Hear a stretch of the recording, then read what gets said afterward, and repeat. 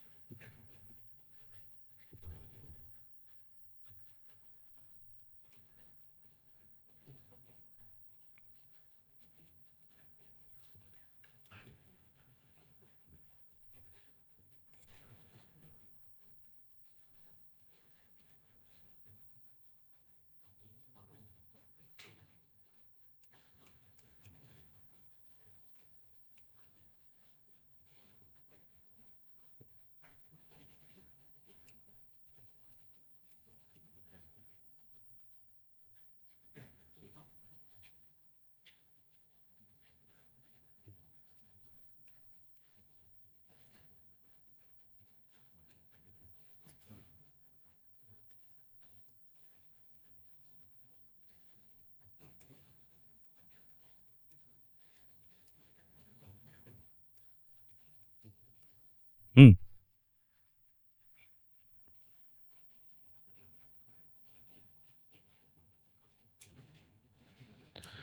Question समझ में आया? कह रहा है tangents are drawn to this circle at point where it is met by x square minus 5x plus 3y minus 2 equals to 0। Find the point of intersection of tangents. तो अगर इस question को डिकोड करोगे तुम पता चलेगा कि ये दोनों इंटरसेक्टिंग सर्कल से, तभी ये क्वेश्चन बनेगा, है ना। क्विकली भी देख सकते हो कि हाँ है। इसका रेडियस कितना है? 2√3। और इसका रेडियस अगर तुम सेंटर देखोगे तो ये है 5/2 और -3/2। सो इट वुड बी, अगर आप कैलकुलेट करोगे तो at the same time question में भी ये बात लिखी हुई है, तो वेरीफाई करने की जरूरत नहीं है। तो अगर मैं इसको डायग्रामेटिकली देखने की कोशिश करूं तो कुछ ऐसी कहानी है,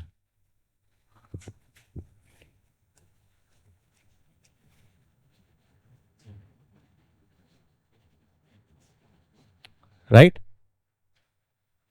इसे कह लो x² plus y² equals to 12 और इसे कह लो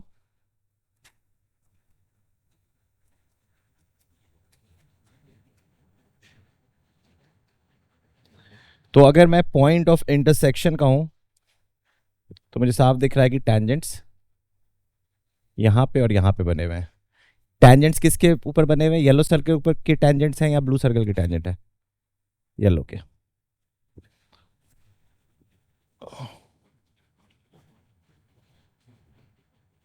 हमें ये पॉइंट चाहिए alpha comma beta, right? According to the problem हमें ये चाहिए।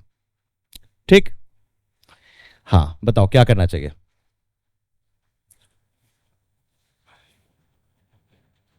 हमें अल्फा कॉमा बीटा चाहिए, यही तो सवाल है ना। कैसे निकाले? ओके, तो यहां पर सर आपने हमें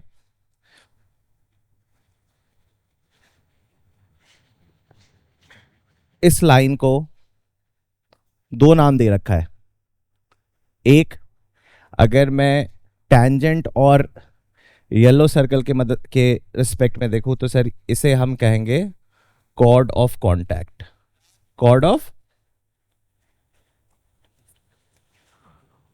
और सर यही सेम लाइन अगर मैं येलो सर्कल और ब्लू सर्कल के रिस्पेक्ट में देखूं तो क्या है?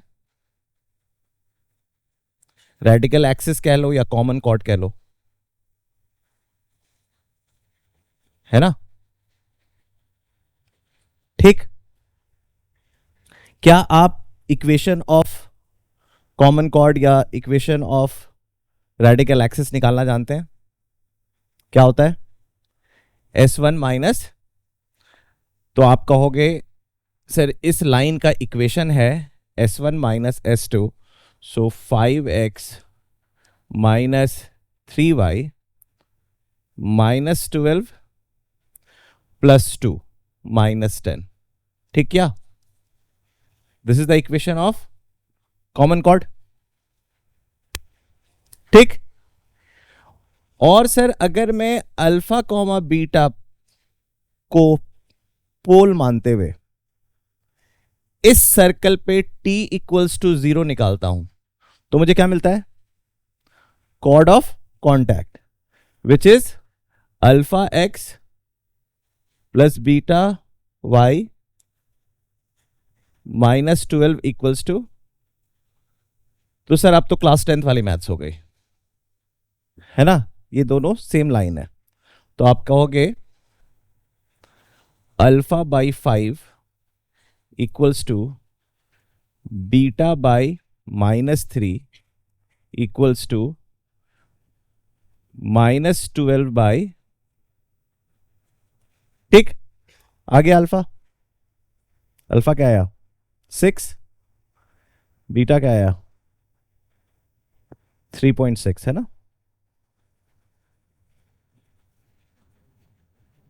ठीक,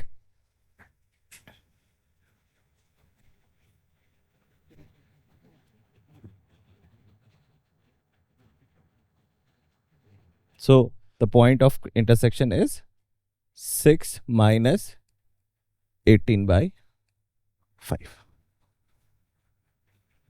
चलो आगे बढ़े।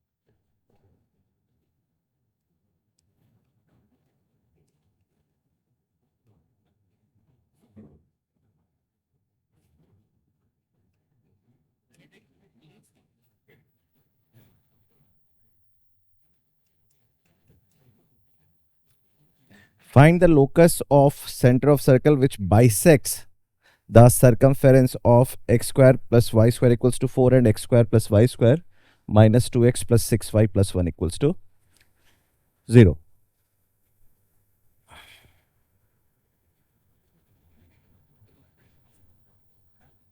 क्या मतलब हुआ इस सवाल का?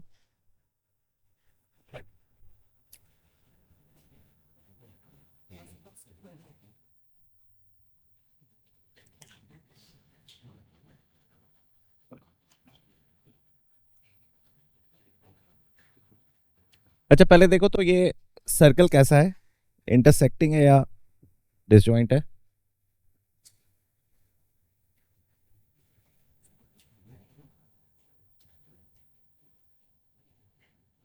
इंटरसेक्टिंग है। सेंटर क्या है इसका?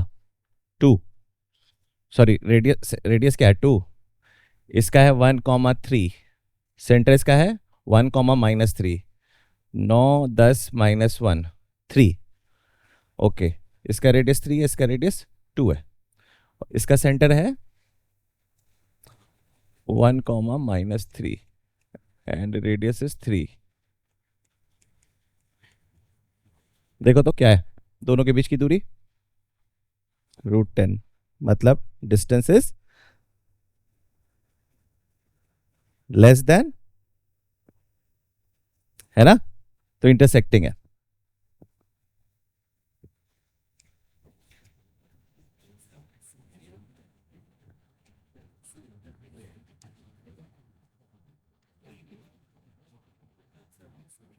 ठीक, मुझे एक ऐसा सर्कल चाहिए जो इन दोनों को बाइसेक्ट कर रहा है, that is the problem. Okay, bisect करने का मतलब है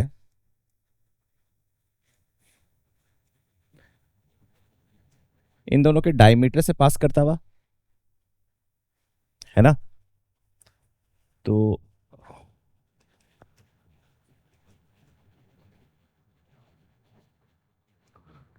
ये वो सर्कल है, राइट और रॉन्ग?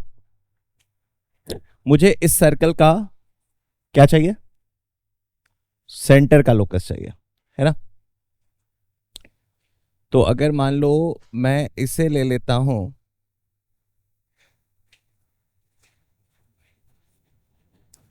h कॉमा k, ठीक? अब ऑब्जर्व करो,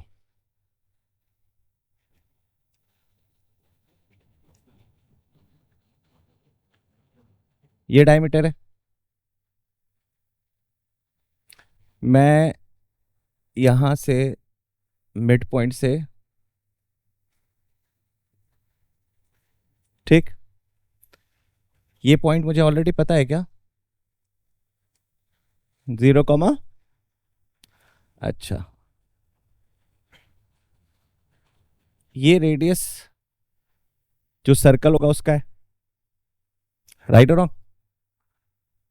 और ये लेंथ 1 है क्या? ये सॉरी 2 है क्या? ठीक, इतनी बात तो सबको दिख रही होगी। ओके, अब देखो ये भी इसका डायमीटर है, तो सेम चीज मैं यहां पे कर देता हूं, ये कैपिटल आर, ये पॉइंट मुझे पता है क्या? ओके, और ये लेंथ पता है क्या मुझे? 3। हो गया सॉल्व।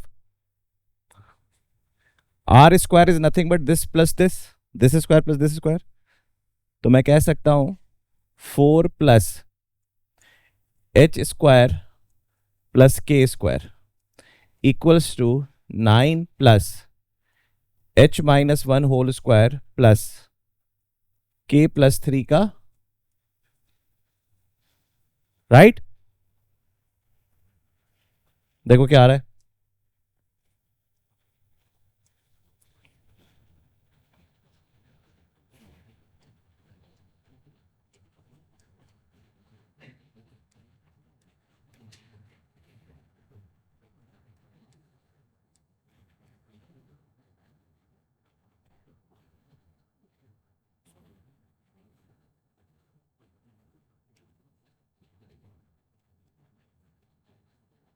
ये आ रहा है क्या? 2x minus 6y equals to 15। ठीक,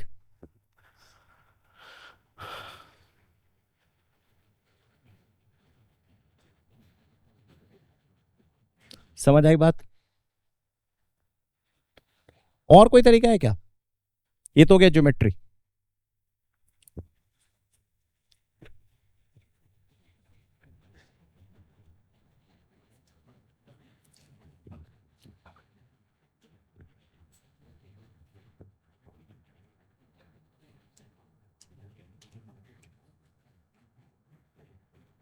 ये जो लाइन है वो ब्लू सर्कल और वाइट सर्कल का कॉमन कॉर्ड है।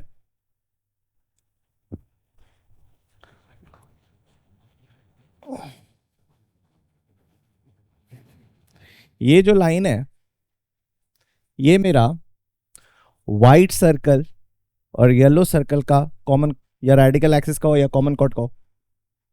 ठीक, ओके।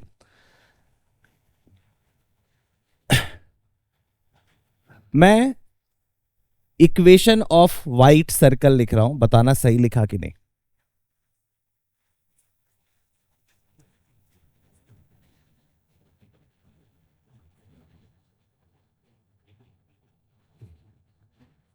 सही लिखा। ऐसा मैंने क्यों लिखा? क्योंकि मुझे एच कॉमा के सेंटर को रखना है। ठीक, ब्लू सर्कल का equation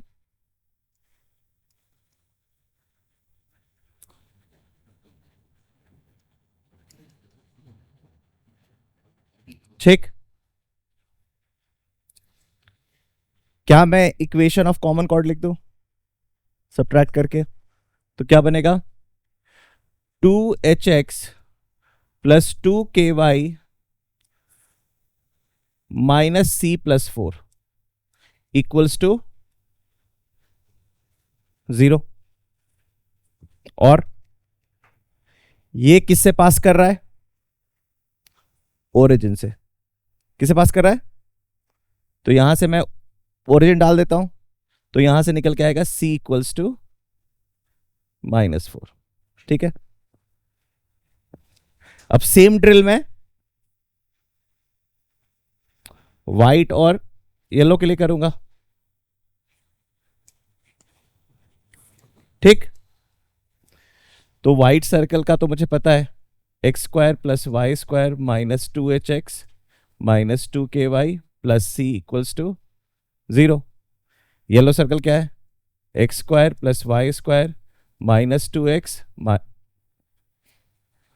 plus 6y plus 1 equals to 0।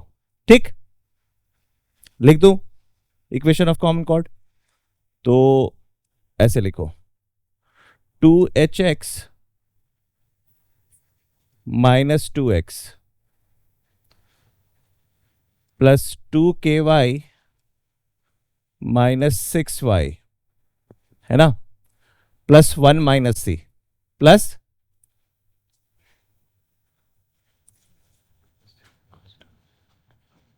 ठीक।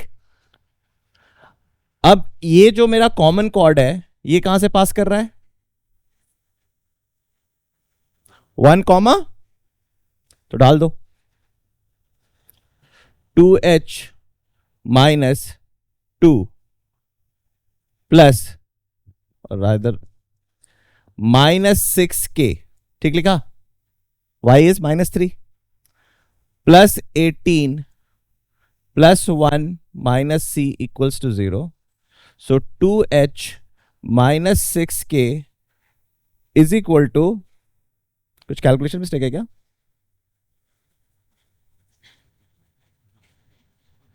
ये प्लस 6y होगा ना?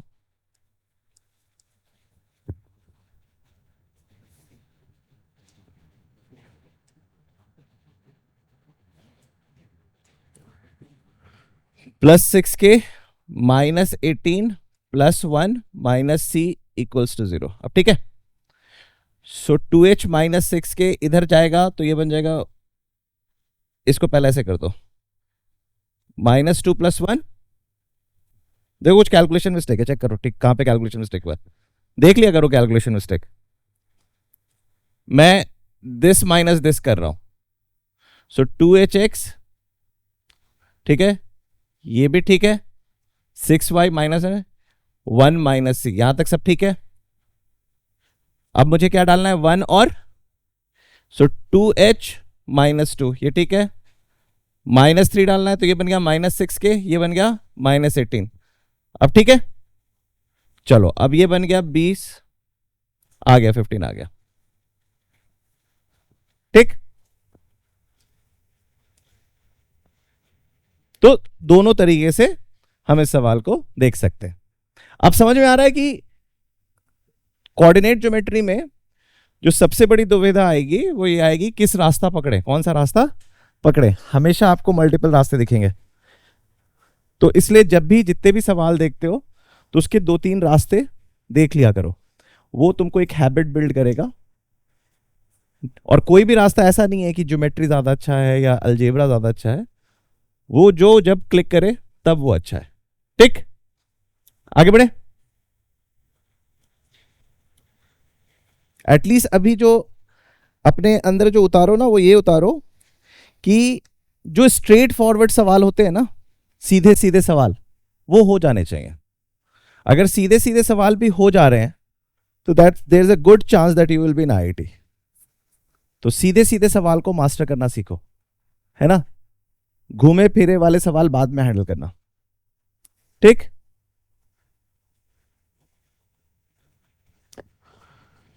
चलो क्वेश्चन करते हैं। हाँ वेदांत, क्या हो गया?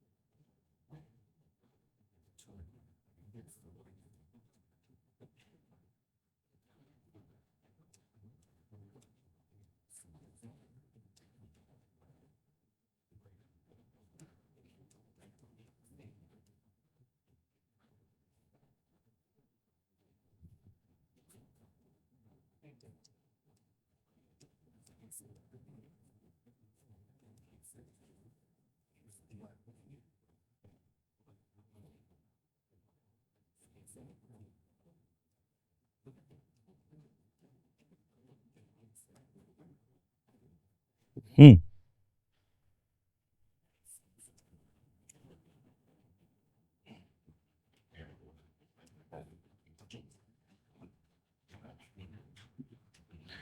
prove that these two circles touch each other if this is the case, ठीक। तो बेसिकली तुम्हें इस तरीके के सवालों में क्या करना होता है कि सर्कल्स को बनाकर टच कराकर कंडीशन निकाल देना होता है ना। इस क्वेश्चन को ऐसे भी लिखा जा सकता है, find the condition such that these two circles are touching each other. तो फिर तुम्हारे दिमाग में आएगा सर कैसे टच कर रहा है, तुम्हारे दिमाग में आएगा कैसे टच कर रहा है। तो जब दिमाग में आता है तो दोनों केसेस बनाने होते हैं, फिर तुम्हें रियलाइज होगा कि दोनों केसेस का भी प्रोसेस सेम ही है। तो पहले तुम बनाओगे, लेट से ये कहानी है, या तो बोलोगे सर ऐसा कुछ हो रहा है ना, या बोलोगे सर ऐसा कुछ हो रहा है। तो फिर क्या करें, दो केसेस बनाए। सर सीधे पहले तो ये बना दो, ये क्या है, कॉमन टेंजेंट।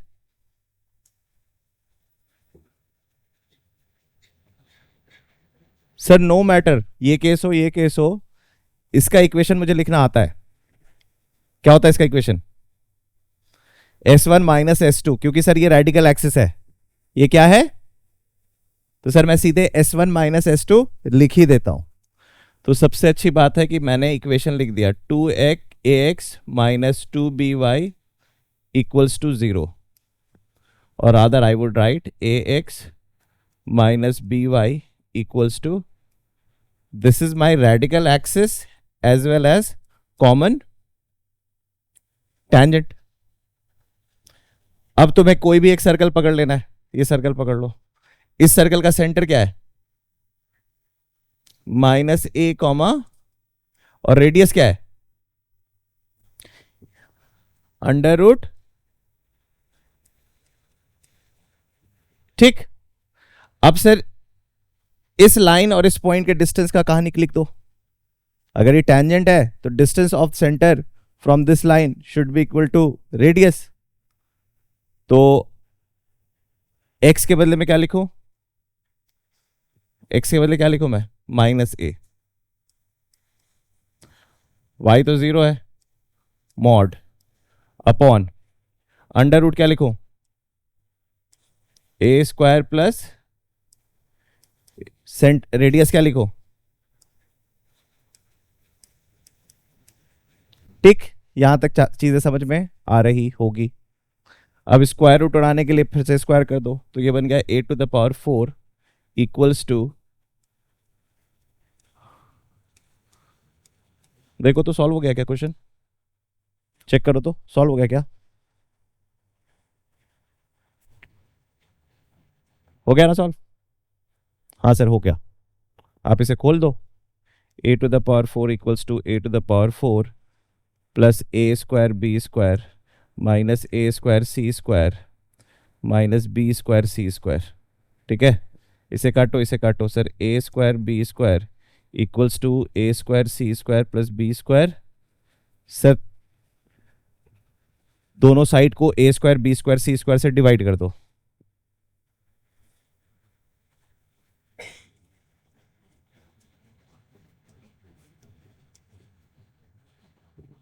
सर यही प्रूफ करना था. ठीक है, इजी.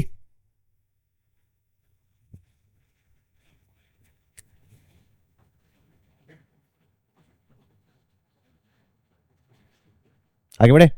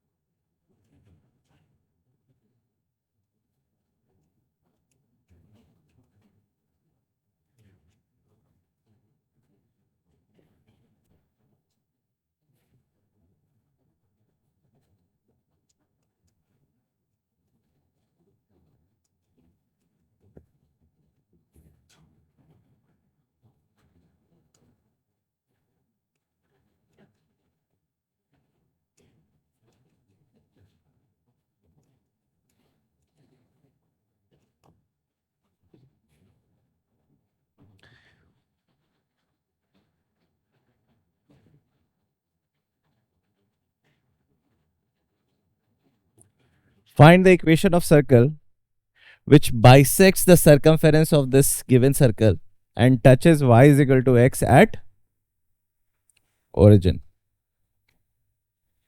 इसका क्या अर्थ हुआ, हाँ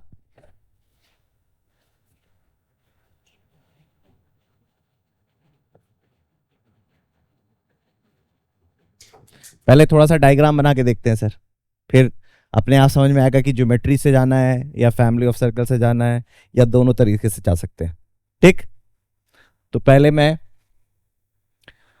late say y is equal to x line मैंने ड्रॉ कर लिया. ठीक, और ये हो गया मेरा ओरिजिन. ठीक, कौन सा सर्कल दिया हुआ है सर, ये सर्कल दिया हुआ है. ठीक, इस सर्कल का सेंटर क्या है, 0, -1, कहीं यहां पे, कहीं यहां पे, और रेडियस 2 हो गया क्या? तो सर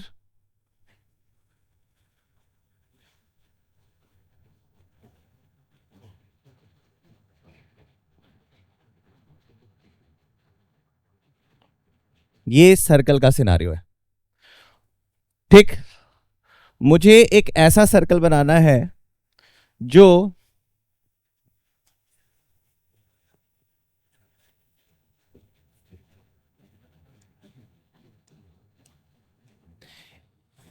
इस पॉइंट पे टच कर रहा है और इस सर्कल को बाइसेक्ट कर रहा है। बाइसेक्ट कर रहा है, क्या क्या मतलब है सर?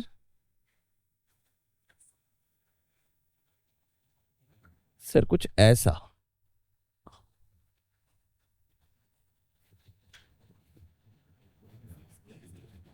बहुत बड़ा सर्कल बन गया सर।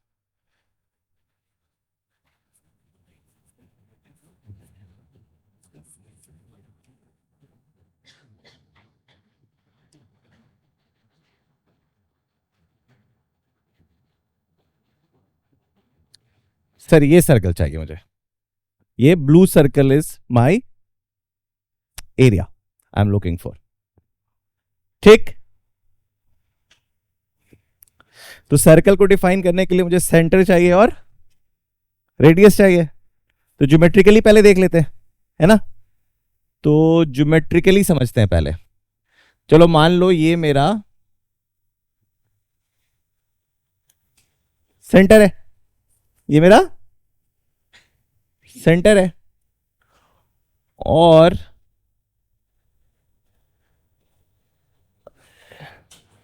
इस लाइन का इक्वेशन मुझे पता है क्या?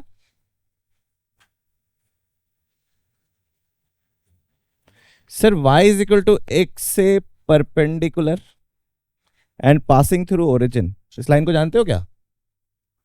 अरे वाह, जानते हो। y is equal to minus x. तो मैं सर इसका centre alpha comma minus alpha कह दूं क्या? ओके, ठीक है सर, काम हो गया। अब सर ये जो डायमीटर है वाइट सर्कल का, उसका सेंटर यही है ना, है ना। तो अब मैं वाइट सर्कल की दुनिया में घुसा,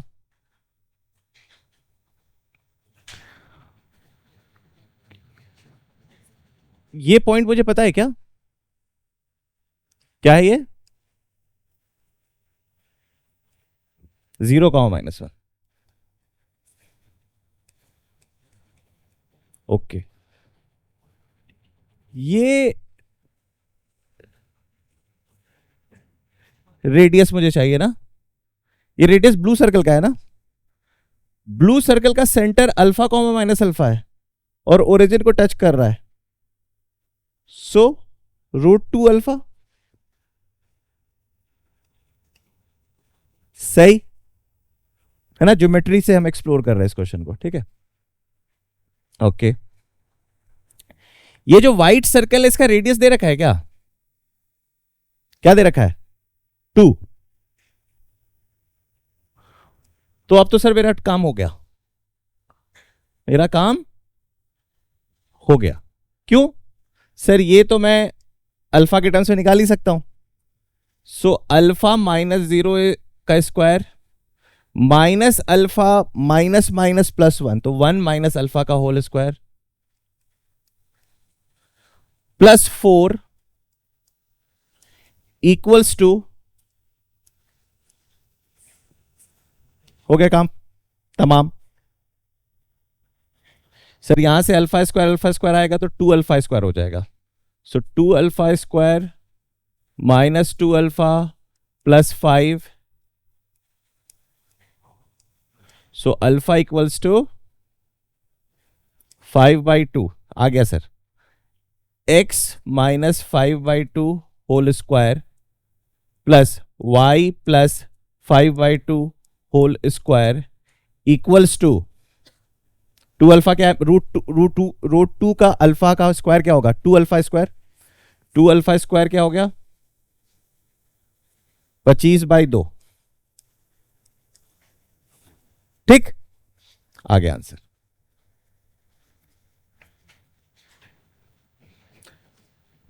अब इस क्वेश्चन को फॉर्मूला बेस भी करते हैं, फैमिली ऑफ इक्वेशन वाले कॉन्सेप्ट से, है ना। फैमिली ऑफ इक्वेशन वाले कॉन्सेप्ट से देखो, तुम ऑब्जर्व करोगे तो तुम्हें पता चलेगा कि ये जो ब्लू सर्कल है वो एक परिवार का हिस्सा है। किस परिवार का हिस्सा सर? एक लाइन सर इस परिवार का हिस्सा है, राइट और रॉन्ग? इस परिवार का हिस्सा है। ये क्या है सर? ये 0,0 है। और ये क्या है सर? ये y minus x equals to 0 है। तो सर मैं इस परिवार को लिख सकता हूं। इस परिवार को कैसे लिखूंगा?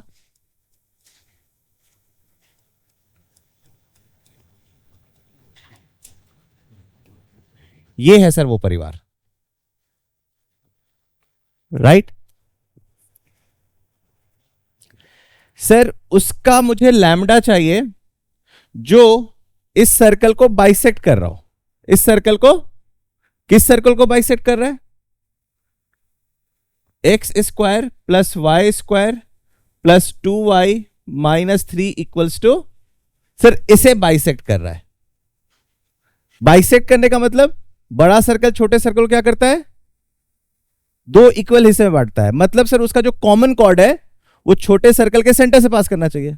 तो क्या मैं कॉमन कॉर्ड लिख दूं? लिख देते हैं सर।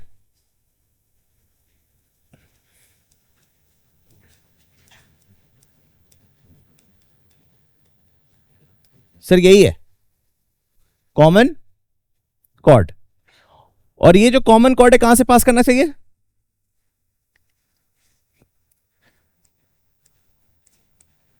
जीरो कॉमा -1 से। तो डाल दीजिए सर, x के बदले 0 डालिए और y के बदले -1।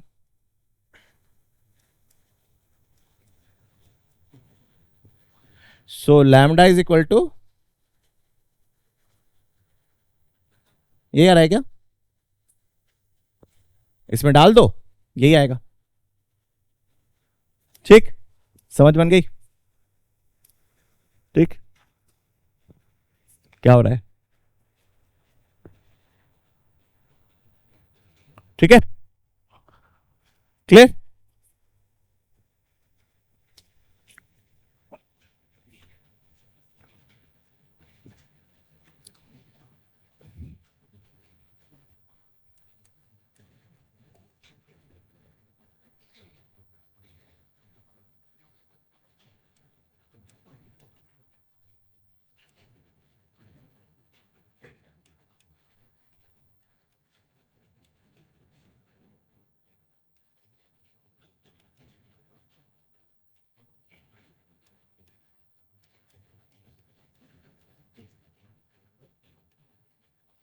तीन सर्कल दे रखे हैं, S1 equals to 0, S2 equals to 0, S3 equals to 0। इन तीनों सर्कल के जो सेंटर्स हैं वो क्या हैं?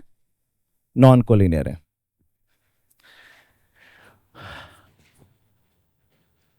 R12 एक लाइन है, इज रेडिकल एक्सिस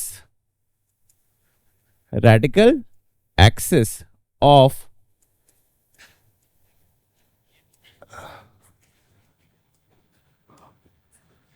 ठीक,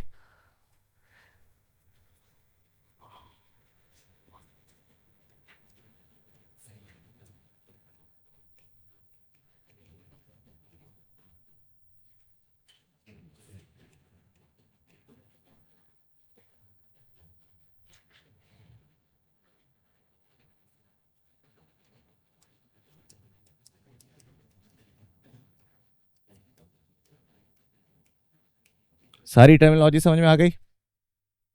ठीक, इफ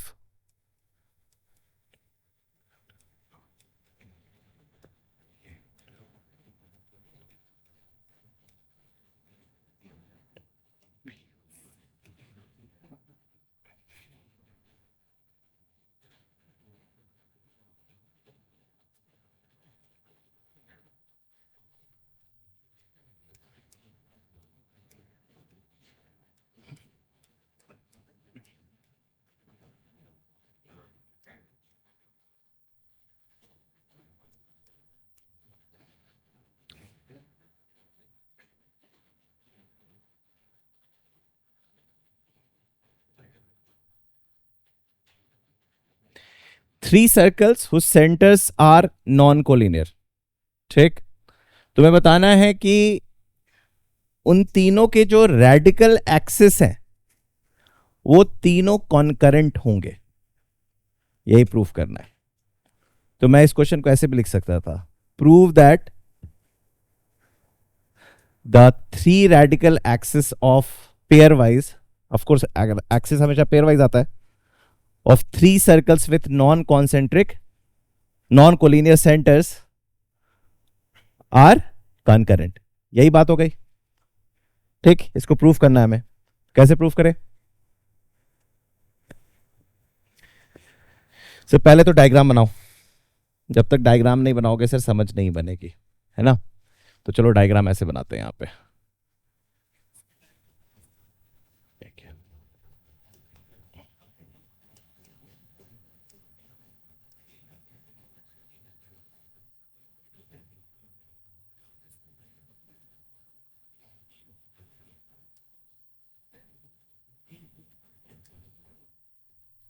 ठीक है, ऐसे 3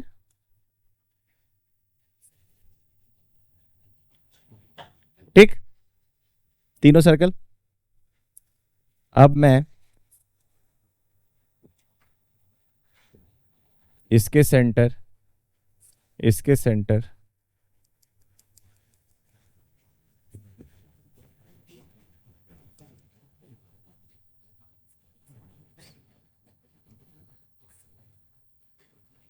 मैंने रेडिकल एक्सिस बनाने के लिए सेंटर्स को क्यों जोड़ा?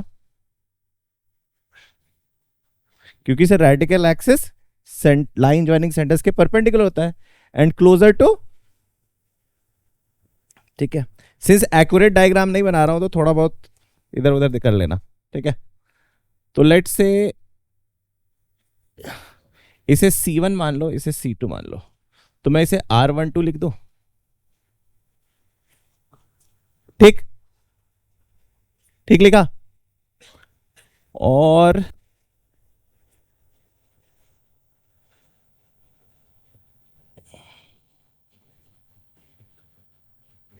इसे R23 लिख दो।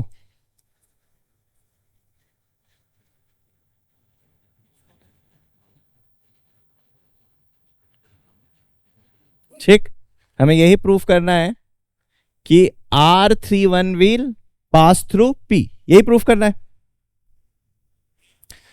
तो आप बोलोगे सर ये तो प्रूव हो गया, कैसे? आप बोलोगे सर ये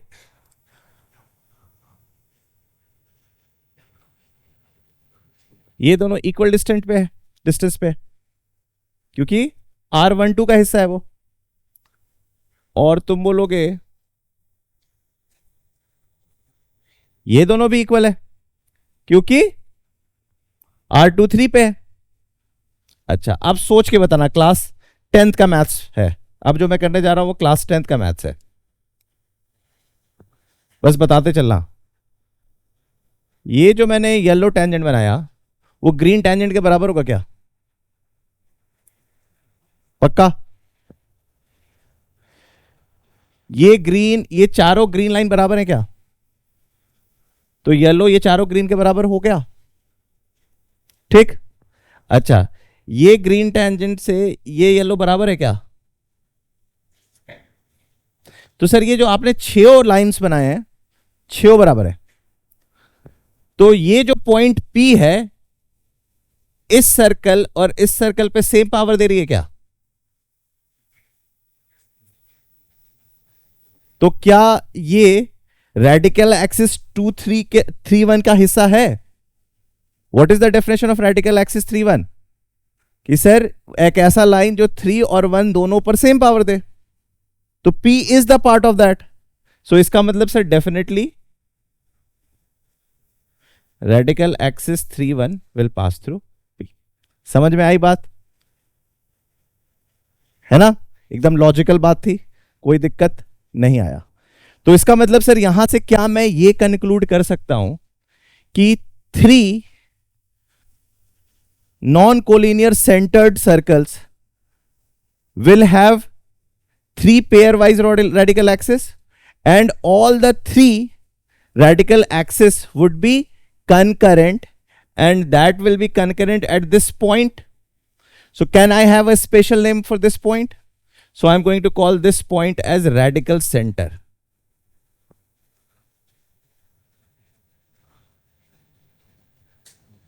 I'm going to call this point as radical center.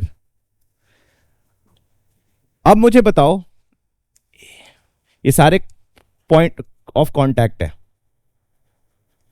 ये जो मैंने 6 पॉइंट्स लिखे A B C D E F, क्या ये पी से बराबर की दूरी पे है? तो क्या ये कॉन्साइक्लिक है? तो क्या एक सर्कल बना दूं मैं?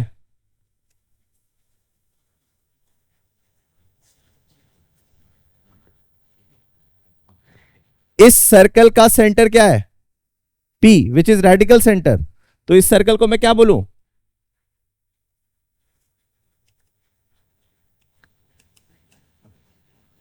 रेडिकल. और सर इसका रेडियस क्या होगा? सर कोई भी एक लेंथ निकाल दो.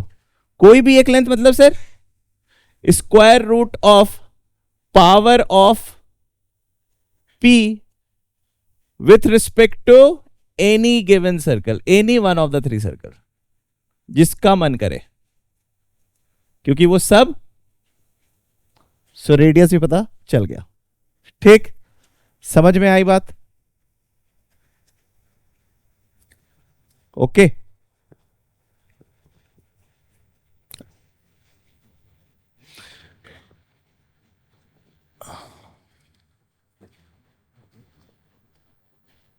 ठीक. तो सर अगर मैं रेडिकल एक्सिस 1 2 का इक्वेशन लिखूं तो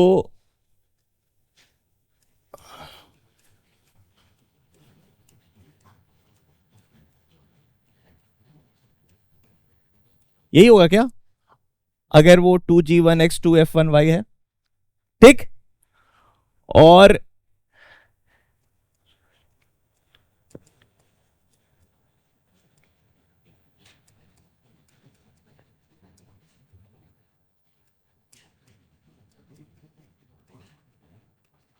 यही होगा क्या?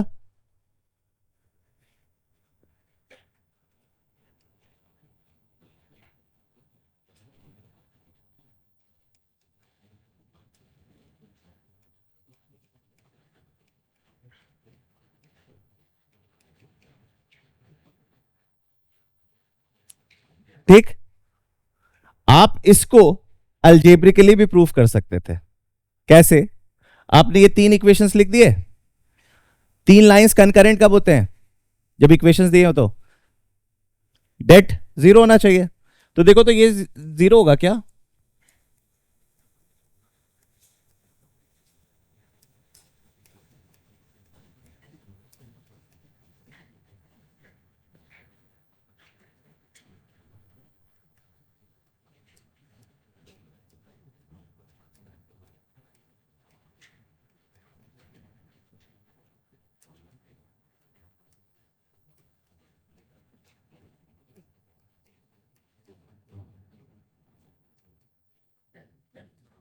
बताओ तो ये क्या होगा? 0 होगा. क्यों? एक्सपैंड करना पड़ेगा या बिना एक्सपैंड के हम बता सकते हैं? कौन सा ट्रांसफॉर्मेशन लगाओ?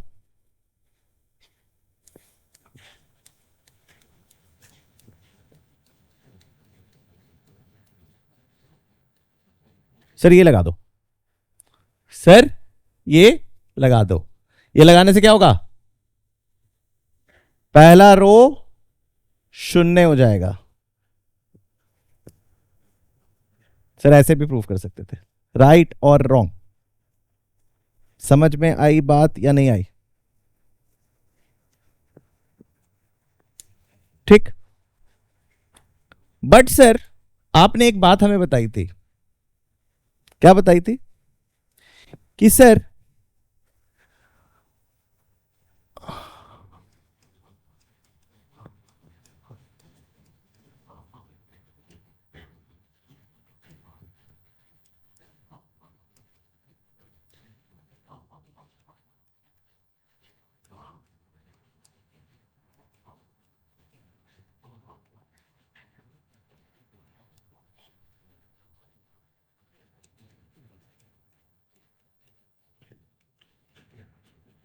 सर आपने बताया था कि अगर A1 B1 C1 A2 B2 C2 और A3 B3 C3 का डेट 0 आ रहा है, तो इसका मतलब बिल्कुल भी ये नहीं होता कि हमेशा ये कनकरेंट होगा।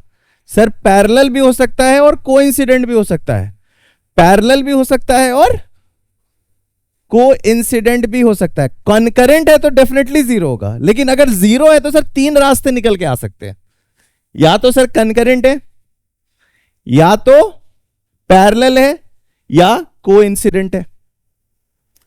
तो यहां पर सर ये सच्चाई छुपी हुई थी। आपके सवाल में आपने लिखा था circle with non collinear centres, circle with.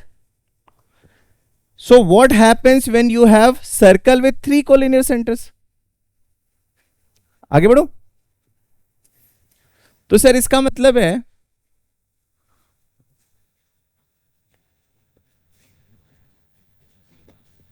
ये 3 सर्कल्स के सेंटर्स कोलिनियर है। तो इसका मतलब है सर अगर आप रेडिकल एक्सिस 1 2 बनाओगे तो ये होगा, ठीक। रेडिकल एक्सिस 2 3 बनाओगे तो सर ये होगा, और रेडिकल एक्सिस अगर आप 3 1 बनाओगे तो शायद सर ऐसा कुछ होगा। तो इसका मतलब है सर इस कंडीशन में all 3 radical axis are parallel, ठीक। Making sense?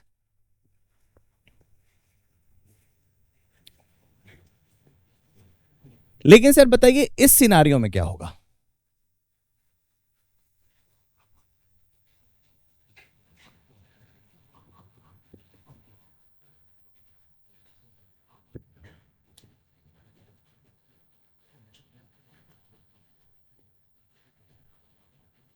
इस सिनारियो में सर इस सिनारियो में आपका जो रेडिकल एक्सिस होगा पेयर वाइज वो कोइंसिडेंट होगा।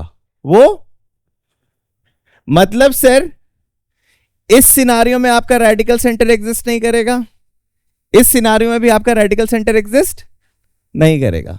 और कोई सिनारियो है?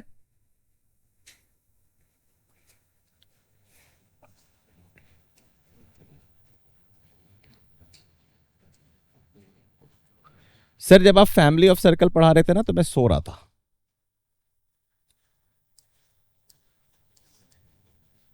इसलिए सर ये बात मैं नहीं बता पाया।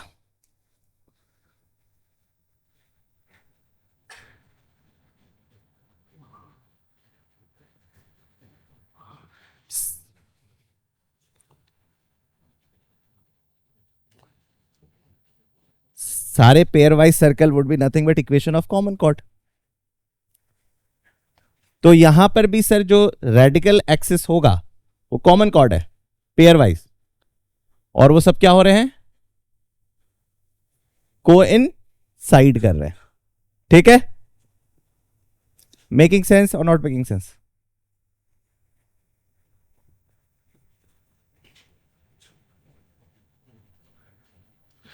तो सर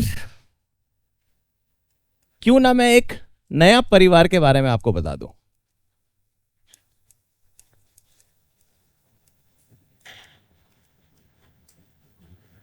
मतलब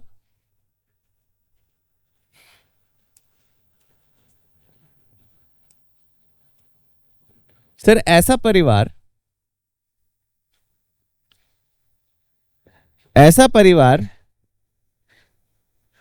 जिसका जब भी आप पेयर निकालो, कोई भी पेयर निकालो, उसका रेडिकल एक्सिस सेम होता है।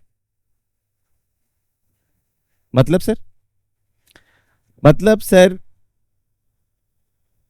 आप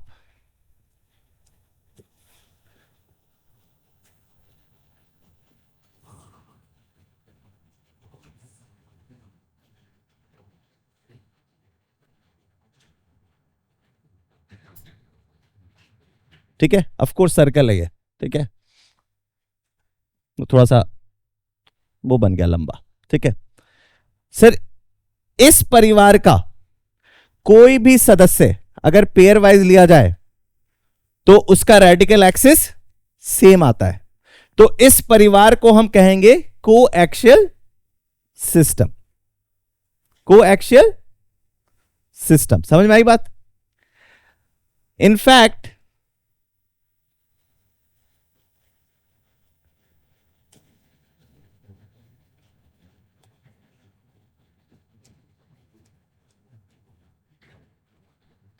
जो आपने सिर्फ फैमिली ऑफ सर्कल का क्लासिकल केस बताया था,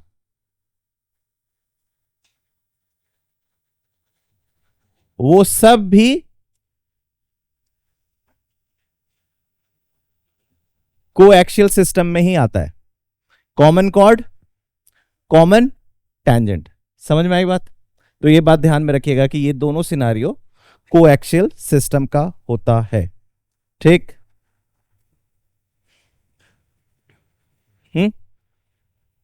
चलो आगे क्वेश्चन करते हैं।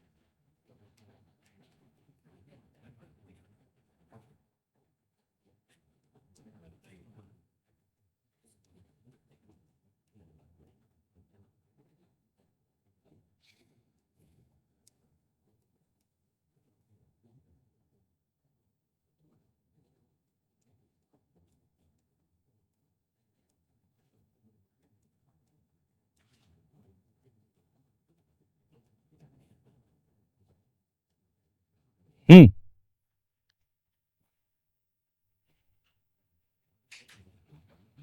बताओ।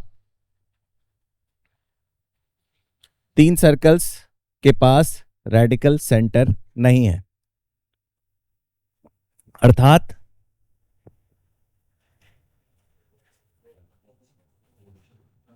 The centres are collinear. The centres are collinear. दोनों के सेंटर्स आपको पता है। तो जो तीसरा सेंटर होगा वो कहां पे लाई करेगा? उसी लाइन पे। कौन से लाइन पे? Line passing through centre of S1 and S2। तो S1 का सेंटर क्या है? 2 कॉमा और सो आंसर क्या हो जाएगा? y minus one upon x minus two equals to 2 minus one 1, 3 minus 2 1। So this is the answer. सबको समझ में आया? This is the locus. ठीक। थ्योरी अगर स्ट्रांग है तो फिर आपको तुरंत समझ में आ गया होगा। ठीक। सो रेडिकल सेंटर कब एग्जिस्ट करेगा? जब तीन सेंटर्स नॉन कोलिनियर होंगे। अगर कोलिनियर होंगे तभी radical axis, radical centre will not exist. ठीक, समझ में आई बात?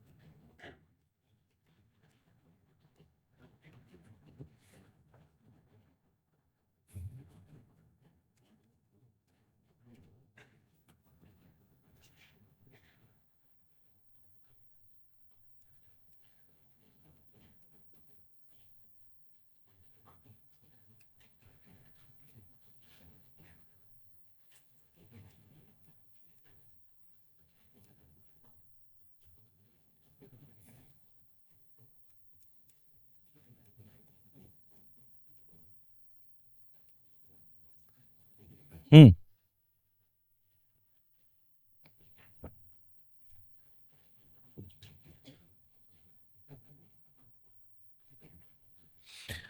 ठीक है. Radical axis of three circles pairwise are given this. R12 R23 दे रखा है, R31 P के टर्म्स पे दे रखा है. तो क्या करें?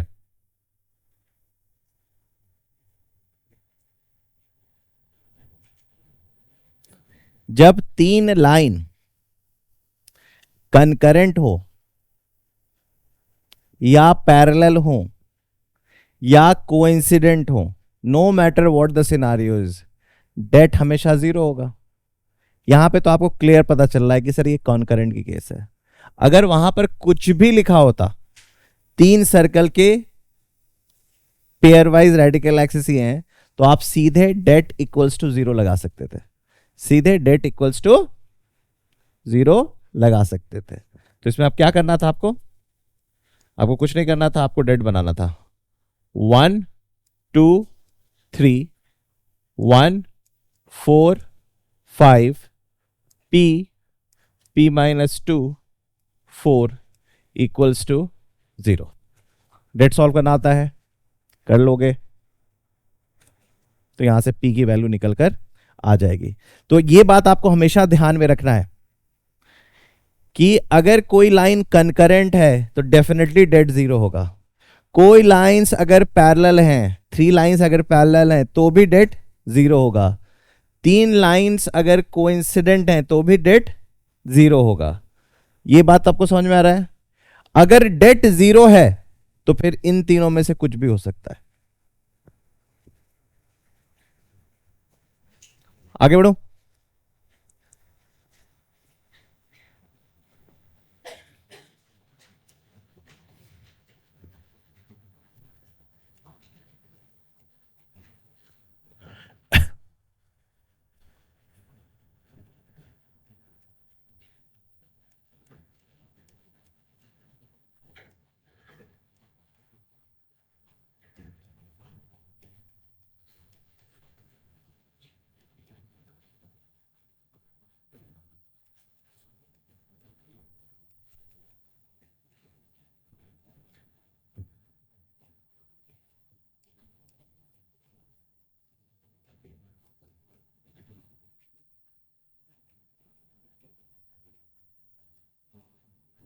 क्वेश्चन समझ में आया?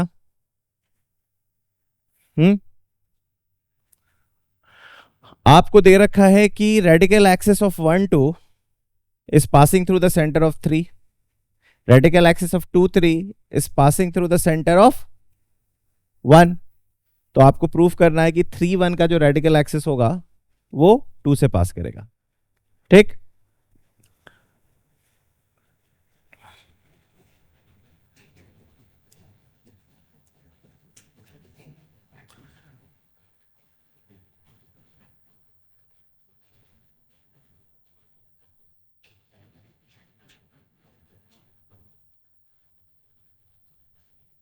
ठीक है. मान लो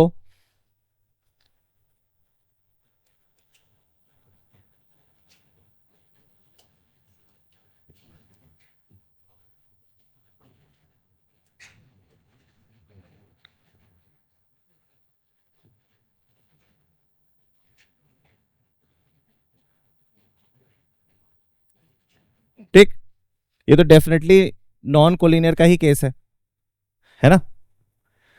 अब मैं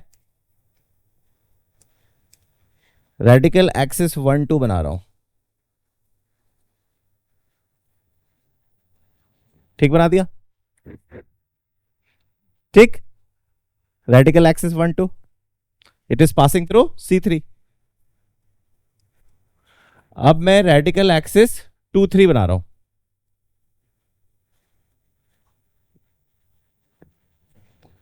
पासिंग थ्रू. ठीक.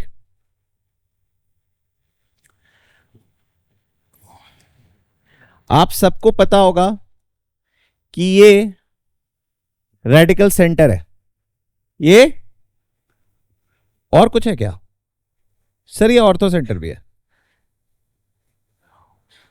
अगर मैं यहां से एल्टीट्यूड गिराता हूं तो डेफिनेटली ये एच से पास करेगा। अब मुझे बस ये प्रूफ कर देना होगा कि सर ये जो एल्टीट्यूड है ये रेडिकल एक्सिस है, ये प्रूफ करना है। रेडिकल एक्सिस कैसे प्रूव होगा?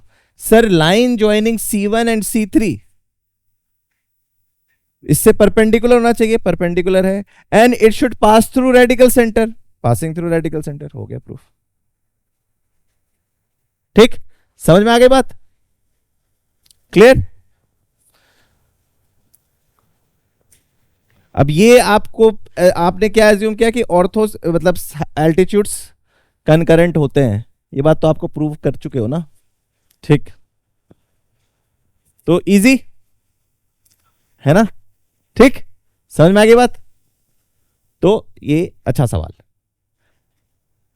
तो मतलब एक अंडरस्टैंडिंग बनी कि अगर मैं सेंटर से 3 नॉन कोलिनियर सर्कल के सेंटर्स को ज्वाइन करता हुआ मैं अगर एक ट्रायंगल बनाता हूं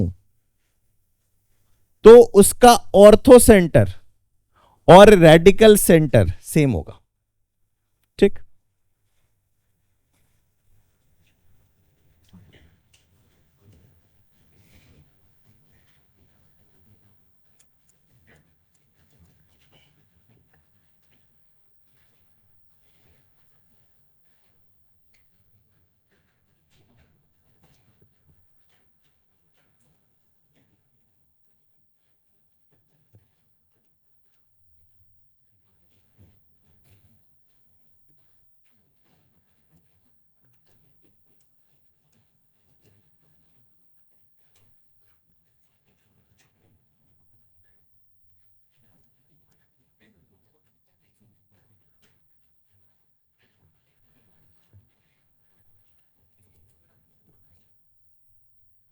क्या बात हो रहा है?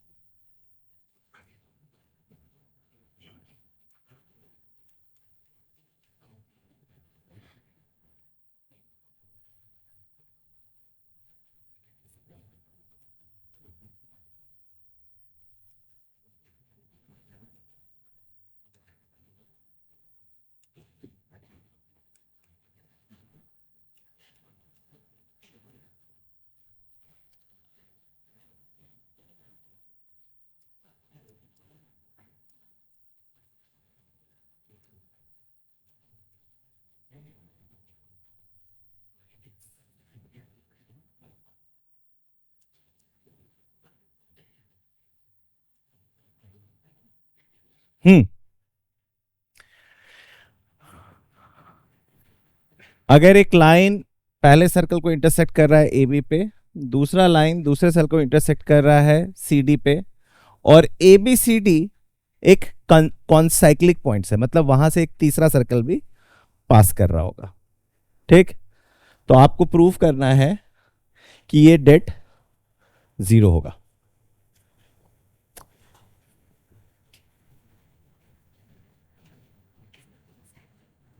ये तो हो गया होगा प्रूफ सोचते ही। तुम्हें दिख गया होगा कि सर जो आपने सवाल दिया है उसमें 2 सर्कल नहीं 3 सर्कल है।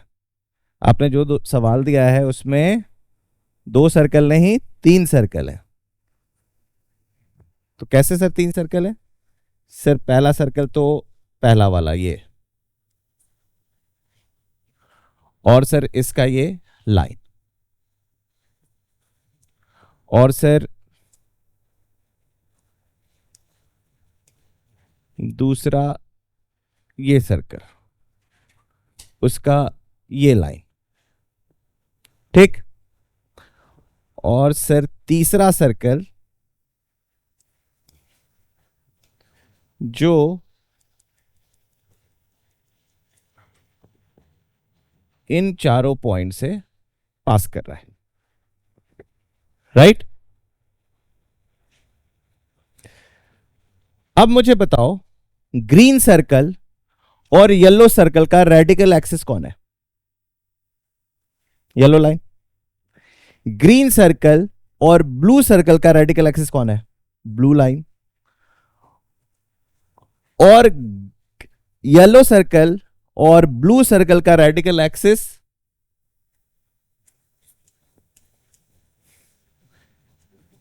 ये रेड लाइन। तो सर ये तीनों लाइन रेडिकल एक्सिस है, मतलब सर या तो ये कॉन्साइक्लिक होंगे, या तो ये कॉन्करेंट होंगे, या तो ये पैरेलल होंगे, या तो ये कोइंसिडेंट होंगे। मतलब सर इन तीनों लाइन का डेट, कोफिशिएंट के साथ वाला डेट 0 होगा। तो कहीं ना सही सर मुझे इक्वेशन ऑफ रेड लाइन चाहिए। क्या मैं इक्वेशन ऑफ रेड लाइन लिखना जानता हूं? क्या होता है? क्या होता है इक्वेशन ऑफ रेड लाइन? हाँ दिव्यांशु, क्या होता है equation of red line? What is the equation of red line? सोचो अपने बारे में, ठीक है। रेडिकल एक्सिस का इक्वेशन S1 माइनस S2 होता है। तो क्या हो गया? 2G1x। तुम लोग की वजह से मुझे अतुल के साथ 2 मिनट बिताना पड़ेगा।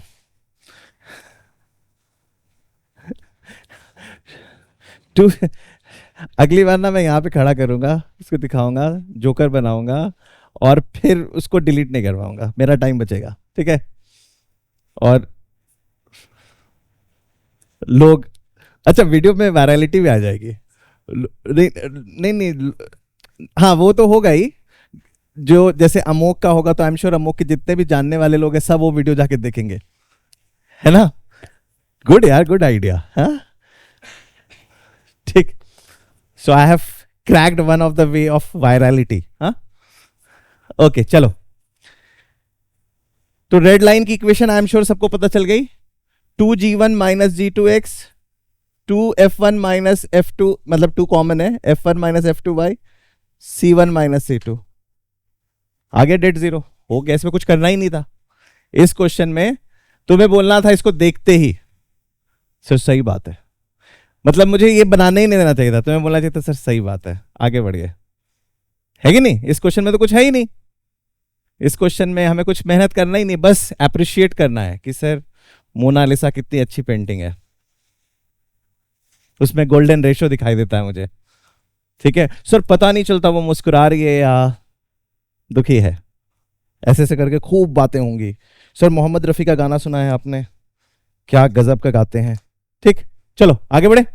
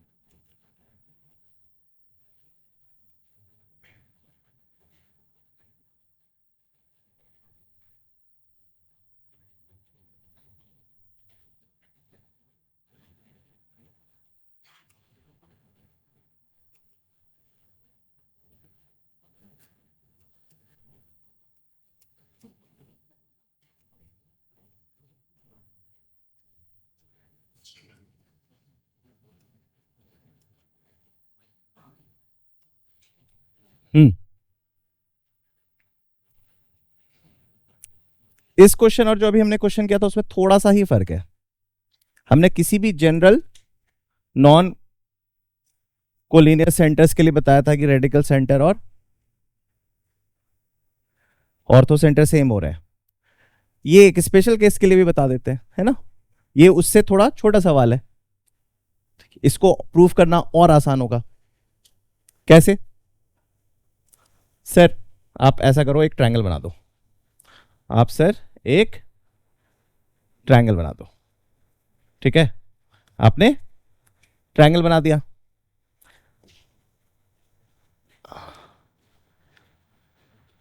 सर यहां से आप एक एल्टीट्यूड गिराओ।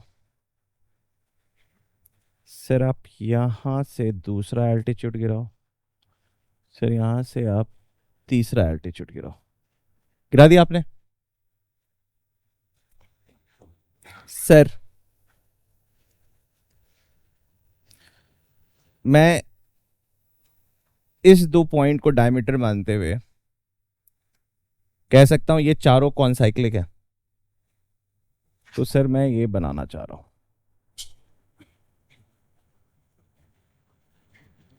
ठीक सर, ग्रेट।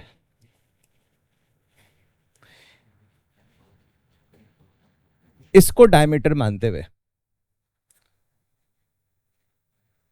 ये चारों पॉइंट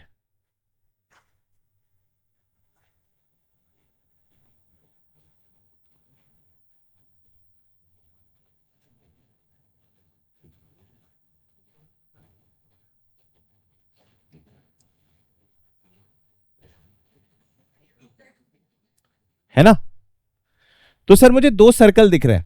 कौन से 2 सर्कल? रेड सर्कल और येलो सर्कल। और सर ये जो ग्रीन एल्टीट्यूड है, ये वाला एल्टीट्यूड, ये उसका कॉमन कॉर्ड है, उसका रेडिकल एक्सिस भी है। तो हमने ये बता दिया कि ये रेडिकल एक्सिस है। हमें बस यही तो प्रूफ करना होगा ना, ये तीनों रेडिकल एक्सिस है। तो एक तो पेयर वाइज दिख गया रेडिकल एक्सिस। अब कुछ मत करो, तीसरा भी सर्कल बना दो। तीसरा सर्कल कौन से कलर से बनाया जाए? पिंक ले लो। ठीक, अब मैं इस 2 पॉइंट को डायमीटर मान रहा हूं, तो मुझे साफ दिख रहा है कि ये और ये चारों चारों क्या है? चारों कॉन्सेंट्रिक है।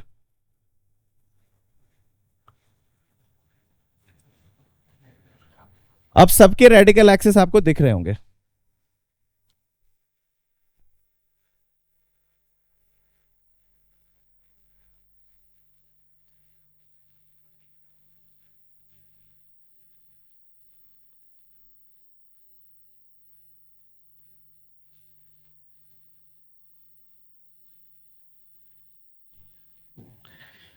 ठीक है,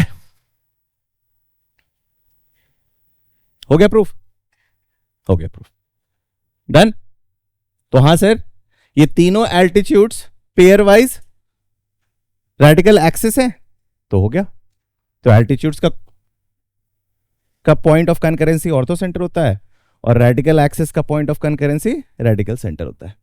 ठीक है, ये सब सवाल थ्योरी है, तुम थ्योरी में डालते जाओ। ट्रू फॉल्स के शेप में तुम्हें एग्जाम में दिख सकता है। ठीक है, अब हम आते हैं अपने अंतिम पड़ाव पे।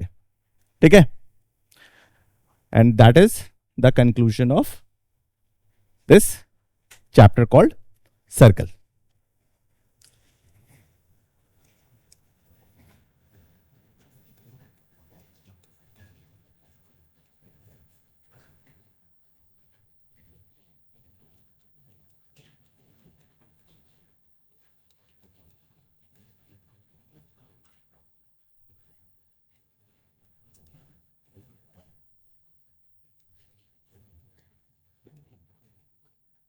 आपको 2 कर्व्स दिए हैं और आपसे पूछा जा रहा है एंगल बिटवीन देम या एंगल ऑफ इंटरसेक्शन। तो उसका मतलब क्या होता है पहले वो समझ लो। तो सर मान लीजिए आपका ये एक कर्व है और ये दूसरा कर्व है। ठीक, दोनों की मुलाकात कहां पर हो रही है? सर इस पॉइंट पे। ठीक, इस पॉइंट पे सर मैं मुझे इन दोनों कर्व के बीच का एंगल निकालना है। तो आई एम श्योर आपको पता है कि ये एंगल तो आप निकाल नहीं सकते, क्योंकि एंगल तो हमेशा स्ट्रेट एज के ऊपर बनाया जाता है। तो आप instead of finding the angles between these, आप क्या करोगे सर, यहां से एक टेंजेंट बनाओगे। यहां से किस पे टेंजेंट बनाया, येलो कर्व पे। फिर सेम वे तुम बोलोगे सर ब्लू कर्व पे भी टेंजेंट बनाओ इसी पॉइंट पे। तो आपने इन दोनों कर्व के बीच टेंजेंट्स बना दिया एट पॉइंट ऑफ इंटरसेक्शन। ठीक, ये जो एंगल है sir, angle between tangents is called angle of intersection of to curves. ठीक, एक्यूट एंगल को लिया जाता है बेसिकली। दो ही एंगल्स होंगे ना, एक्यूट ऑब्ट्यूज। ठीक, अच्छा अगर मैं कहूं कि अगर मैं इसी बात को ये कहूं कि एंगल बिटवीन टेंजेंट्स निकालो या एंगल बिटवीन नॉर्मल्स निकालो, बात बराबर है। नॉर्मल समझते हो क्या होता है, line perpendicular to tangent passing through point of intersection. तो आपके पास दो अंडरस्टैंडिंग होनी चाहिए, एक एंगल बिटवीन टेंजेंट्स निकालो या एंगल बिटवीन नॉर्मल्स निकालो, वो सेम ही आएगा। कैसे, अगर मान लो ये दो लाइन है, ये दो लाइन है, इन दोनों के बीच का एंगल लेट से थीटा है। ठीक, अब देखो मैं क्या कर रहा हूं, मैं इससे परपेंडिकुलर बना रहा हूं।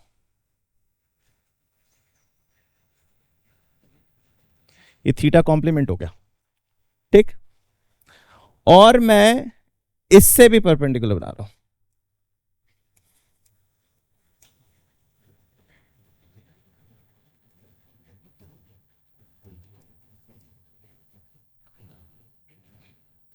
ये भी थीटा कॉम्प्लीमेंट हुआ, तो ये एंगल क्या हो गया, हो गया प्रूफ। समझ में आई बात।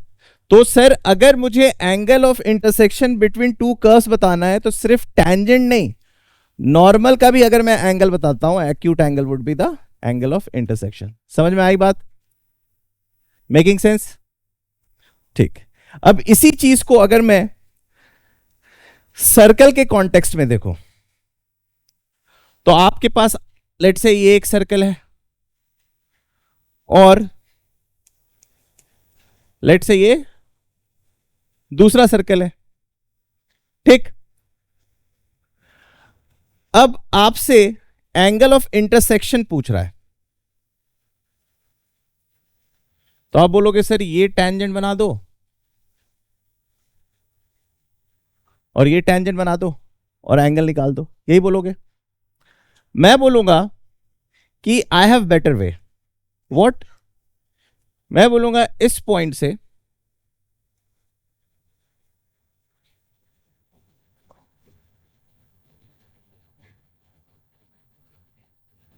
इसका एंगल निकाल दो। क्यों सर, ये नॉर्मल है और सर्कल में नॉर्मल सेंटर से पास करता है। ठीक, देखो अगर ज्योमेट्रिकली पूछे जाएगा तो आपको पता है ये एंगल बताना पड़ेगा, लेकिन अगर आपको सिर्फ एंगल पूछा जा रहा है इन जनरल टर्म तो आप ये भी कर सकते हो। एट द सेम टाइम अगर मान लो, मैं अभी ज्योमेट्रिकल बात कर रहा हूं, मैं डेफिनेशन वाइज बात नहीं कर रहा हूं। अगर मान लो इसका एंगल मुझे पता है, लेट से ये एंगल 70 डिग्री है, तो बताओ ये एंगल कितना होगा।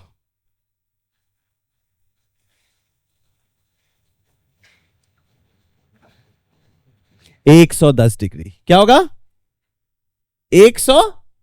अभी तक प्रूफ किया था कि angle between tangents and angle between normals equal होते हैं। तो एक एक्यूट है, दूसरा ऑब्ट्यूज है, राइट और रॉन्ग। तो अगर ज्योमेट्रिकली पूछा जाए कि ये एंगल बताओ, तो भी मैं ये एंगल बताऊंगा, तो भी मैं, और वो एंगल बताकर 180 से माइनस करके ही निकाल दूंगा। तो इस बात पे थोड़ी सी नुआंसेस समझो।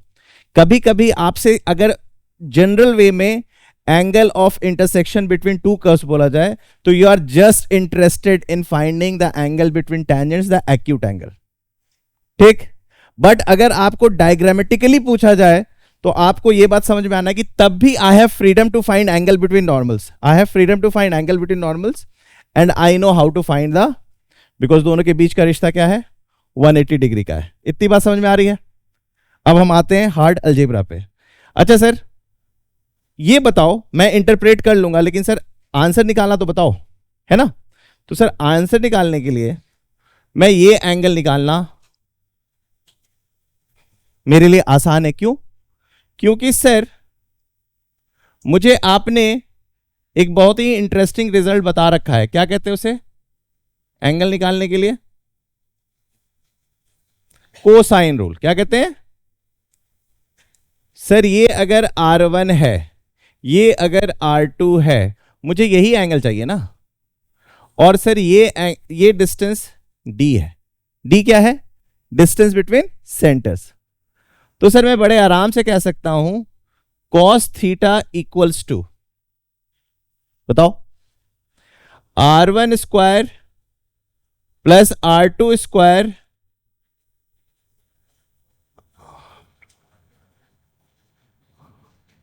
ठीक। अगर जनरल वे में एंगल पूछा जाए तो आप सीधे ये निकाल दोगे, ये एंगल बिटवीन रेडियाई है। अगर एंगल बिटवीन रेडियाई आ गया तो एंगल बिटवीन टेंजेंट्स बता दोगे 180 से माइनस करके, ठीक। या आप, अगर आपसे जनरल वे में पूछा गया तो आप ऐसे भी छोड़ सकते हो, और जनरल वे से नहीं पूछा गया है तो आप अकॉर्डिंगली इंटरप्रेट कर लोगे, ठीक। आई एम श्योर। तो ज्योमेट्रिकली पूछा जाएगा तो आई एम श्योर वो इस एंगल की बात करेगा, तो फिर आपको ऑब्जर्व करना पड़ेगा थ्रू डायग्राम, आपको ऑब्जर्व करना पड़ेगा थ्रू डायग्राम कि ये एक्यूट है या ऑब्ट्यूज है। कैसे पता चलेगा ये एक्यूट है ऑब्ट्यूज है? अगर नॉर्मल अंदर बन रहा है और टेंजेंट ज्यादा फैला हुआ है, वो डायग्राम बनाते ही आपको पता चल जाएगा ज्योमेट्रिकली, राइट और रॉन्ग। या आपका ये एंगल एक्यूट आ जाए, ये एंगल एक्यूट आ जाए, तो आपको बकायदा पता चल जाएगा कि आपका टेंजेंट्स ज्यादा स्प्रेड आउट है, क्योंकि आप ये एंगल बिटवीन रेडियाई निकाल रहे हैं, आप ये angle between. So you should always be smart enough कि क्या पूछा जा रहा है। जनरल वे में पूछा जा रहा है तो आप एक्यूट कर दो, और जनरल वे में नहीं, स्पेसिफिक वे में पूछा जा रहा है तो आपको अकॉर्डिंगली इंटरप्रेट करना होगा, ठीक है।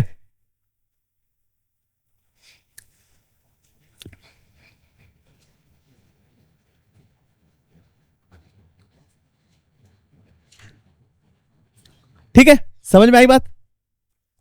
क्लियर?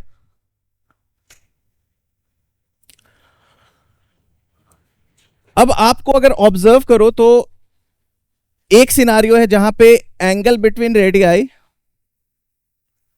ऑब्ट्यूज है और एंगल बिटवीन टेंजेंट एक्यूट है, एंड दे आर सप्लीमेंट्री।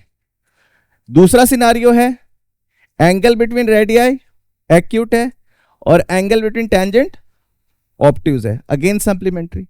दोनों की मुलाकात कहां पे हो रही है? जब वो 90 डिग्री पे, जब वो, और उस सिनारियो को हम कहते हैं ऑर्थोगोनल सर्कल्स। मतलब जब भी कोई दो कर्व के बीच का एंगल ऑफ इंटरसेक्शन 90 डिग्री हो तो हम कहते हैं orthogonal curves. Same way circle के लिए हम कहेंगे ऑर्थोगोनल सर्कल्स। समझ में आई बात? तो ऑर्थोगोनल सर्कल्स का मतलब क्या हुआ? सर दो सर्कल आपने दिया है, वो एक दूसरे को कितने एंगल पे कट कर रहे हैं? सर वो दोनों एक दूसरे को 90 डिग्री पे कट कर रहे हैं। इसका मतलब है एंगल बिटवीन टेंजेंट और एंगल बिटवीन रेडियाई क्या है? 90। इसका मतलब सर ये अगर R1 है, ये अगर R2 है, ये अगर D है, तो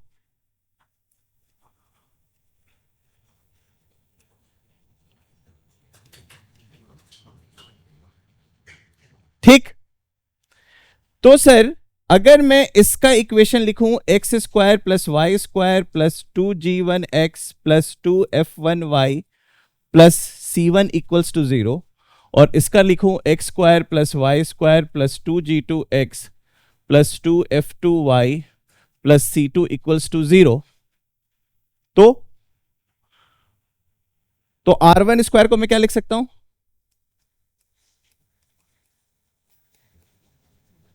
और R2 स्क्वायर को क्या लिख सकता हूं,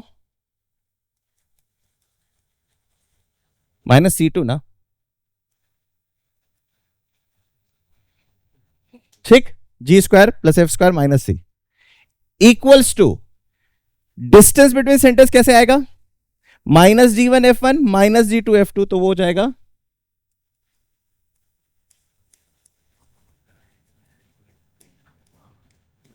राइट। अब दोनों साइड एक्सपैंड करो,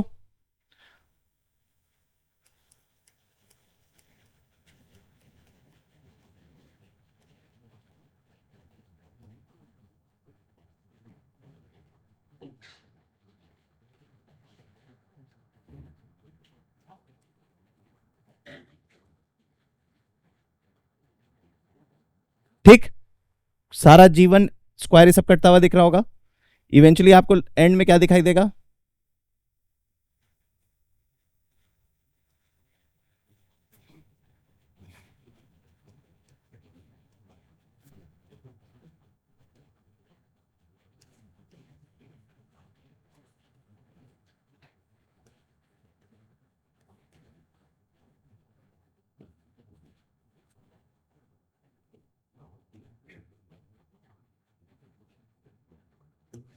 समझ में आई बात।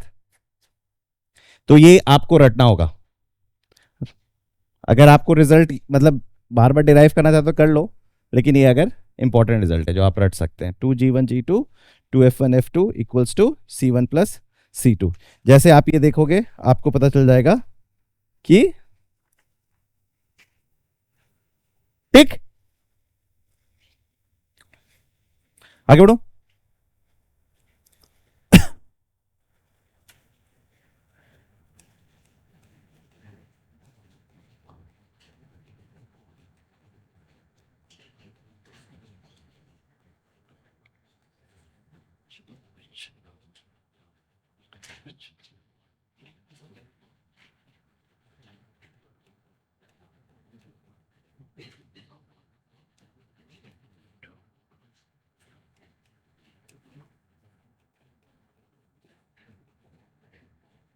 ठीक, देखो जल्दी जल्दी, थोड़ा सा कुछ कुछ बचा हुआ है, आई वाइंड अप, है ना। Locus of centre of circle which is orthogonal to two given circles, ठीक है। अब दो गिवन सर्कल्स कौन है, एक ये सर्कल है, लेट से दूसरा सर्कल ये है,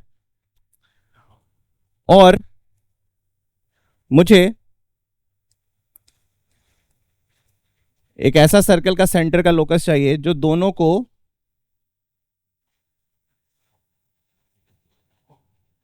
ऑर्थोगोनली कट कर रहा है, ठीक।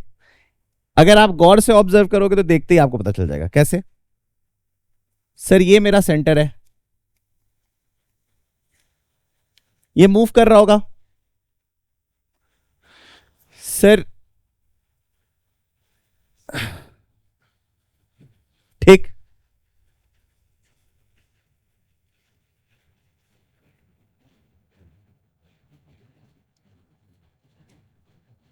ठीक, यहां तक समझ में आई बात,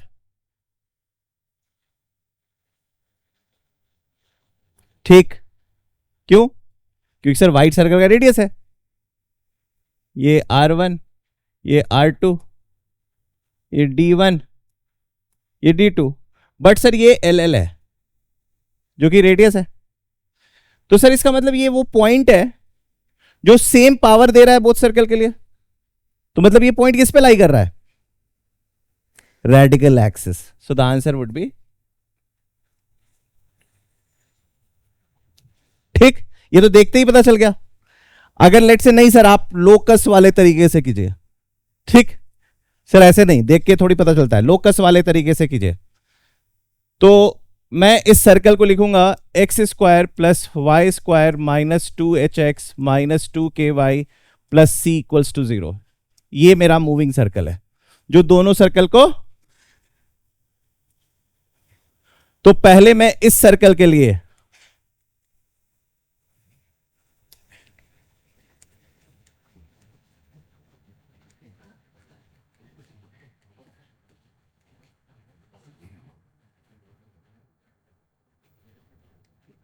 ये पहला इक्वेशन,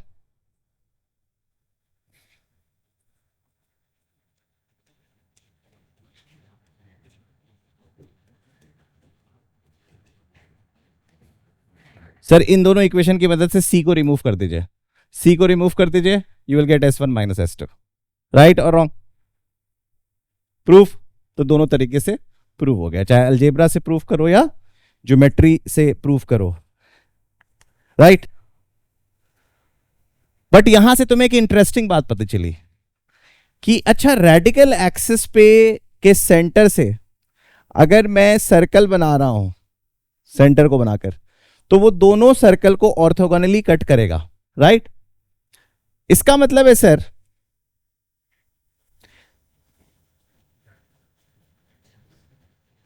इसका मतलब है सर, तीन सर्कल अगर आपको दिए गए, तीन नॉन कोलिनियर सेंटर वाले सर्कल, और इन तीनों सर्कल को एक ऐसा सर्कल होगा जो ऑर्थोगोनली कट कर रहा होगा, वो कौन होगा सर? वो होगा रेडिकल सेंटर। और इस सर्कल को आप बड़े प्यार से जानते हैं। अगर आपसे कोई पूछे कि बताओ ये सर्कल का इक्वेशन क्या होगा, तो आप बोलोगे सर इन तीनों इक्वेशन तो आपने दे रखा है, तो मैं कुछ नहीं करूंगा, मैं रेडिकल एक्सिस 1 2 बनाऊंगा और रेडिकल एक्सिस 2 3 बनाऊंगा, मुझे क्या मिल जाएगा? सेंटर। सर सेंटर बनते ही मेरा काम खत्म, क्यों? क्योंकि सर अब मुझे रेडियस निकालना है। सर ये जो भी आएगा मैं किसी भी एक सर्कल में डाल दूंगा, उसका पावर निकाल लूंगा, स्क्वायर रूट डालूंगा, दैट इज माय रेडियस। तो सर कोई सर्कल तीन नॉन कोलिनियर सेंटर वाले सर्कल को कट कर रहा है, तो सर वो एक यूनिक सर्कल होगा, दैट इज रेडिकल सर्कल। तो रेडिकल सर्कल की एक और खास बात तुम्हें पता चल रही है, ठीक है?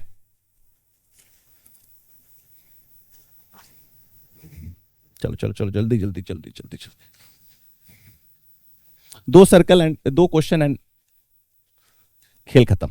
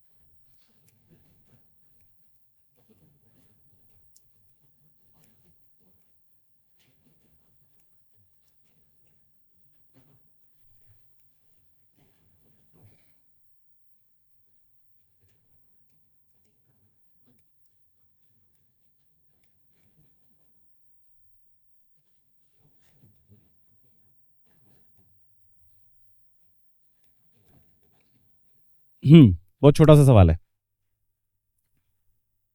देखो क्या हो रहा है कि तुम्हें दो सर्कल दिया गया है जो ऑर्थोगोनल सर्कल्स हैं। क्या है?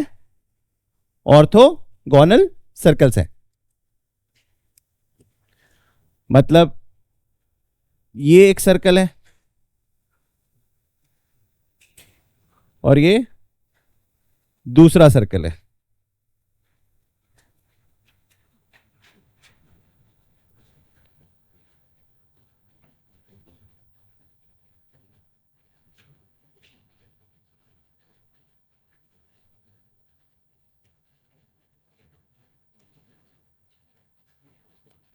ठीक,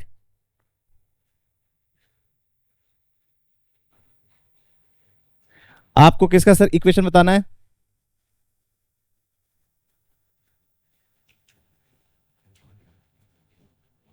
आपको इस व्हाइट सर्कल का इक्वेशन बताना है। सर क्या बताना है? मैं तो देखते ही पता चल रहा है। क्या सर? ये जो सर्कल है ये -G1 -F1 है और ये क्या है? तो सर इक्वेशन हो जाएगा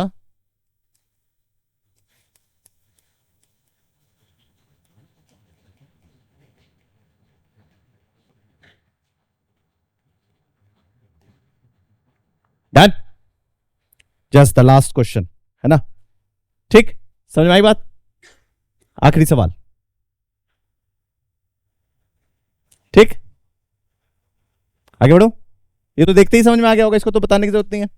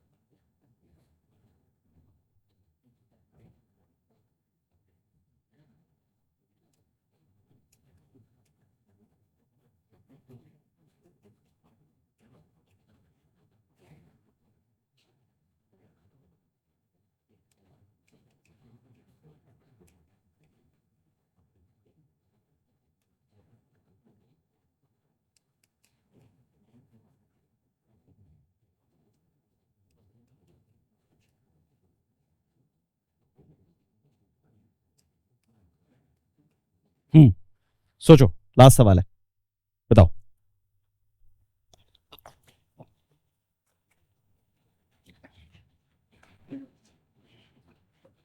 ये अच्छा सवाल है।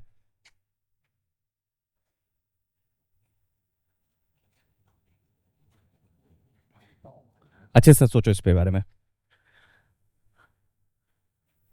भाषा समझ में आ रहा होगा कि दो सर्कल हैं और दो पॉइंट से पास कर रहे हैं, तो इस परिवार को जानते हो। इतना तो समझ में आ गया कि एक पर्टिकुलर फैमिली के का सर्कल है ये। तो अगर मैं उस फैमिली को लिखूं तो उस फैमिली को लिखने में मुझे ज्यादा दिक्कत नहीं आएगी। X square plus y square minus A square plus 2 lambda, what is the equation of line passing through these 2 points?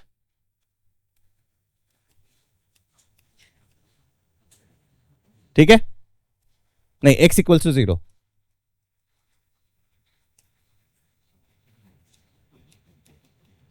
ये सबने लिख लिया, राइट और रॉन्ग? ये x क्यों लिखा है मुझे पता है ना। Line passing through these 2 points would be y axis which is x equal to 0। ठीक, ये मेरा फैमिली ऑफ सर्कल्स है जो इन दोनों पॉइंट से पास कर रहा है। मुझे इसमें 2 सर्कल्स चाहिए, मुझे इसमें 2 सर्कल्स चाहिए जिसकी बात हो रही है। मुझे लैम्डा 1 और लैम्डा 2 चाहिए। अगर लैम्डा 1 लैम्डा 2 पता चल जाएगा तो 2 सर्कल्स पता चल जाएंगे, राइट? अब ये जो है वो दोनों सर्कल इसके लिए क्या है? This is acting as tangent for both the circles, right? तो instead of doing the condition of tangency for individual, मैं लैम्डा के लिए कर देता हूं। तो अगर क्या करूं मैं, इसका सेंटर बताओ क्या होगा?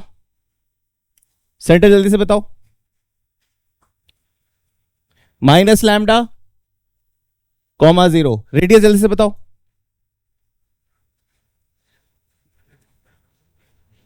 लैम्डा स्क्वायर प्लस, सबको ये दिख रहा है, ये होगा g square plus f square minus सी।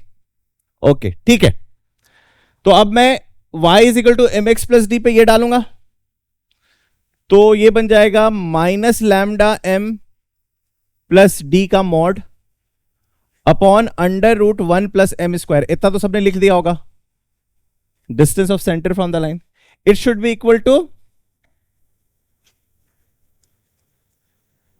लैम्डा स्क्वायर प्लस ए स्क्वायर। ठीक, तुम्हें ध्यान देना होगा कि इसमें एक लैम्डा 1 है, एक लैम्डा 2 है, तो basically you are getting a quadratic in lambda, you are getting a quadratic in. तो अब देखो, इसको स्क्वायर अप कर देते हैं, तो ये बन जाएगा lambda square m square plus d square minus 2 lambda m d equals to lambda square into 1 plus m square plus A square into 1 plus m square. ठीक बात है? ठीक, देखो क्या क्या कट रहा है, दिस एंड दिस कट गया,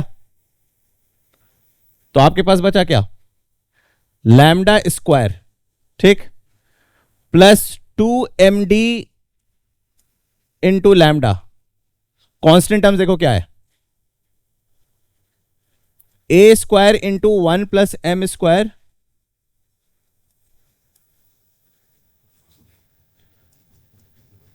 राइट।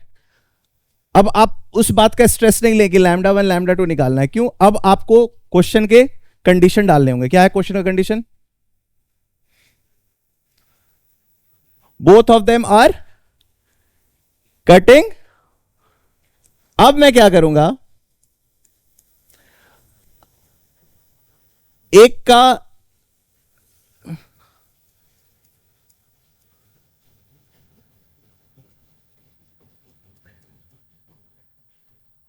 ये पहला सर्कल है और दूसरा circle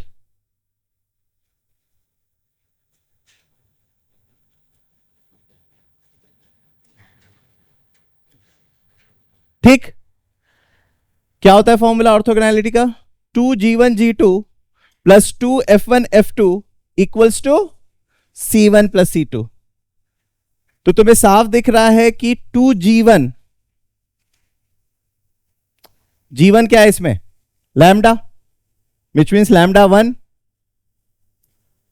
so twice lambda 1 lambda 2, 2g1 g2 right.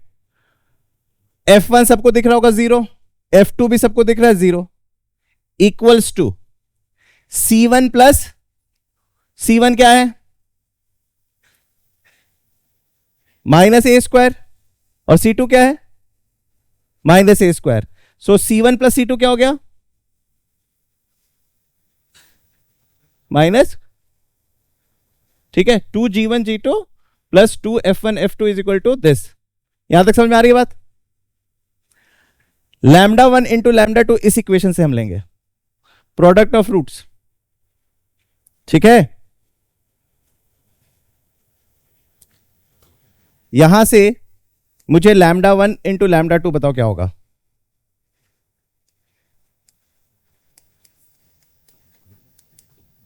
c by A,